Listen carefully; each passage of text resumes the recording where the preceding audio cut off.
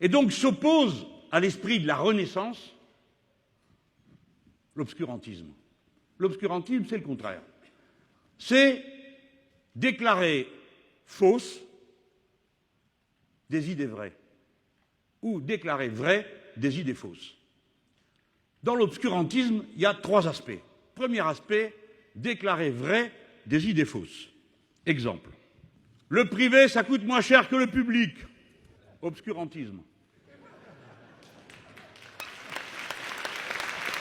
C'est pas vrai. Le privé, ça coûte plus cher que le public. Et il n'y a pas besoin d'être un aigle pour le comprendre, parce que forcément, si vous avez quelque chose à vendre et que l'autre a la même chose à vendre, eh ben, vous faire de la pub. Ça, c'est un coût de plus. Plus de l'administration, etc. Vous le savez tous. Bon, donc, obscurantisme. Comme on vit plus longtemps, il faut travailler plus longtemps. Obscurantisme. Ce n'est pas vrai. Parce qu'on vit plus longtemps, parce qu'on travaille moins longtemps. Ils se sont donc trompés dans l'ordre des facteurs. Le néolibéralisme fonctionne comme un obscurantisme, parce qu'il tient pour vrai des choses qui sont fausses et arrive à vous les enfiler dans le crâne au point que vous filez par vous-même par vous dire « oui, mais il y a peut-être du vrai ». Non, il n'y a pas de vrai là-dedans, c'est faux. Si vous partagez, il y a de quoi faire vivre tout le monde bien. Si vous partagez, il y a moyen de partager, de produire et de consommer raisonnablement, c'est-à-dire en tenant compte de notre environnement. Deuxième forme de l'obscurantisme. Empêcher la propagation du savoir. Ça ne va pas être trop long, mais je dois vous le dire. En ce moment, il y a une bataille qui commence et vous devez bien regarder ça, les gens. Parce que nous autres, qui venons du commun, nous avons toujours cru que c'est par les études que nos enfants amélioreront la situation, leur situation de vie, et pas seulement leur situation matérielle, aussi leur situation morale, intellectuelle. L'apprentissage, chez les êtres humains, produit ce qu'on appelle une culture cumulative. Nous sommes tous les enfants de milliers de livres écrits avant nous, de milliers d'expériences qui ont été vécues.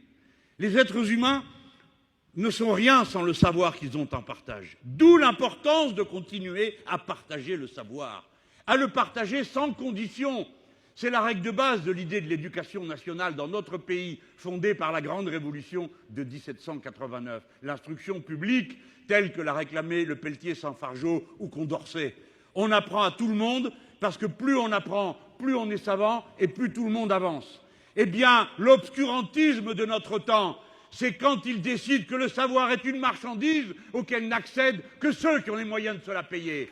Alors ceux-là font le pire de tout, le contraire de ce qui était la gloire de l'histoire humaine, la transmission du savoir.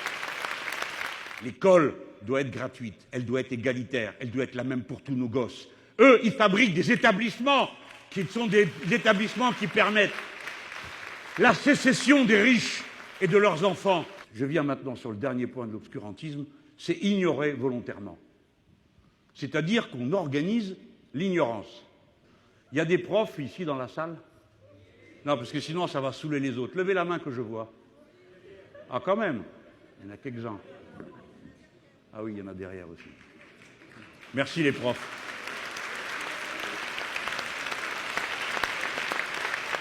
Alors vous autres les profs, il ne faut pas seulement vous préoccuper de l'organisation de l'école comme on est en train de vouloir vous la faire M. Blanquer. Regardez bien. Dans le cours de philo, ils ont décidé d'enlever 2 thèmes et d'en rajouter un. Celui qui rajoute, c'est le retour de Dieu. Pourquoi pas? Mais les 2 qu'ils ont enlevés, je trouve ça quand même un peu lourd. Hein. Premier thème qu'ils ont enlevé, le travail. Mais oui. Deuxième thème qu'ils ont enlevé, l'inconscient. Autrement dit, un jeune homme ou une jeune femme de notre temps va à l'école en cours de philo et on ne lui parle ni de Marx ni de Freud. Les cours d'histoire, c'est pareil. Si on n'apprend pas à tous les petits Français ce qu'est la révolution de 1789, ils n'ont pas de raison particulière d'être français. Parce que être français, à part la carte d'identité sur laquelle c'est marqué que vous l'êtes, ce qui nous relie les uns aux autres, c'est le pacte politique liberté, égalité, fraternité. Quelle que soit la couleur de peau, quelle que soit la religion, quel que soit le savoir, la patrie est à tous parce que nous sommes républicains. Si les jeunes gens ne savent pas que la République n'est pas tombée du ciel, mais qu'elle est venue de la lutte populaire, qu'il a fallu renverser les privilèges, qu'on a dû faire face à tous ceux qui sont venus de toute l'Europe pour mater le peuple français, alors on prive les jeunes gens de quelque chose qu'ils sentent en eux, qui est une volonté de vivre et de faire et de bien vivre, qui est appuyée sur l'histoire, devient une force irrépressible qui peut vaincre toutes les difficultés. Et c'est à quoi correspond le sentiment d'insoumis? Si ça veut dire quelque chose, insoumis, c'est une manière d'être personnelle avant d'être un programme politique. Mais c'est aussi un programme politique.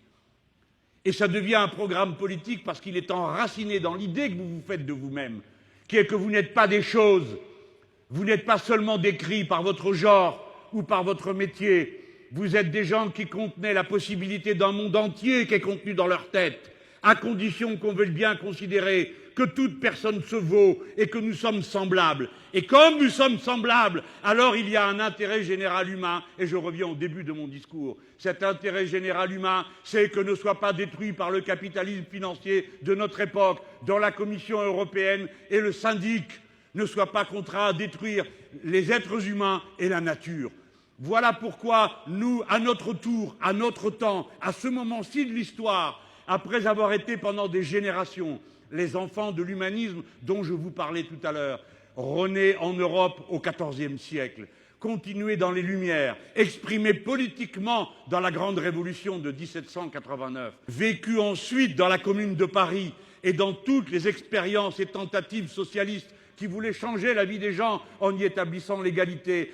On le sait au prix de quelles erreurs, mais aussi au prix de quels espoirs, de quel dévouement, de quelles luttes sans fin qu'ont mené les générations avant nous. Maintenant, le moment est venu d'entrer dans une nouvelle phase idéologique et politique, celle du nouvel humanisme, où on redit le siège de la vérité est dans nos esprits, et le siège de l'efficacité est dans notre action, comme on le pensait au début, mais on y ajoute quelque chose de fondamental.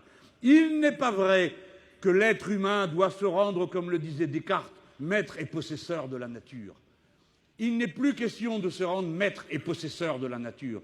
Il s'agit d'être en harmonie avec elle. Et l'harmonie est une chose très précise, ça porte un nom. Ça s'appelle la règle verte. L'harmonie, c'est comme dans la musique, c'est la concordance des temps. La règle verte signifie qu'on ne prend pas plus à la nature qu'elle n'est capable de reconstituer. C'est un défi technique, scientifique majeur. Tel est le nouvel humanisme. Il se préoccupe non seulement des êtres humains, mais il pense que les êtres humains ne peuvent vivre et exister qu'au milieu de la biodiversité et que notre premier devoir est que nous sommes concernés par la moindre des libellules, la plus innocente des abeilles et la grenouille la plus vulgaire. Tout ça est un seul monde, c'est le monde vivant. Il doit vivre en harmonie. Alors, criminels et irresponsables, ceux qui n'assument pas cette responsabilité,